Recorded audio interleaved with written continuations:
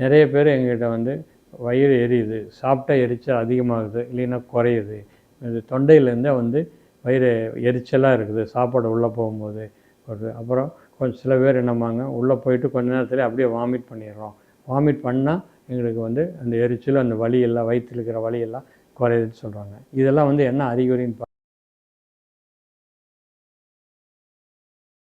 இது வந்து வயிற்றில் புண்ணு இருக்குது, வயிற்றுலையோ அல்லது சிறுகுடல்லையோ அது உணவு குழாயிலையோ புண்ணு இருக்கான அறிகுறி ஆகும்.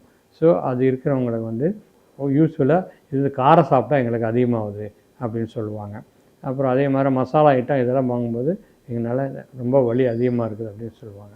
ஸோ அந்த மாதிரி பேஷண்ட்ஸ்க்கு நம்ம வந்தோடனே பேஷண்ட்டை வந்து அவரோட ஹிஸ்ட்ரியெல்லாம் கேட்டுக்கிட்டு அதுக்கப்புறம் இதுதானே அப்படிங்கிறது கன்ஃபார்ம் பண்ணுறதுக்காக சில டெஸ்ட்டுகள்லாம் பண்ணுவோம். முக்கியமான டெஸ்ட் அப்படின்னு பார்த்தோம்னா எண்டாஸ்கோபி. அந்த எண்டாஸ்கோபி வழியாக தொண்டை, உணவு குழாய், இரைப்பை, சிறுகுடல் பாதி நேரம், டியூடெனம் அப்படிங்கிற வழியாக பாதி வளரும் நாங்கள் கண்ணில் வீடியோவில் பார்த்துருவோம்.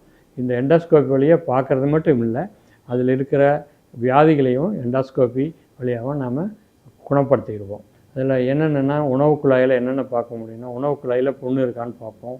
அப்புறம் உணவு குழாயில் ஏதாவது கட்டி, கேன்சர் கட்டி இருக்கான்னு பார்ப்போம். இப்போ கேன்சர் கட்டி இருந்தால் எண்டாஸ்கோபி வழியாக அதில் இருக்கிற சதையை டெஸ்ட்டுக்கு எடுத்து நம்ம அனுப்பலாம், அதிலேயே கண்டுபிடிச்சிடலாம். அப்புறம் ட்ரீட்மெண்ட் ஆரம்பிச்சு.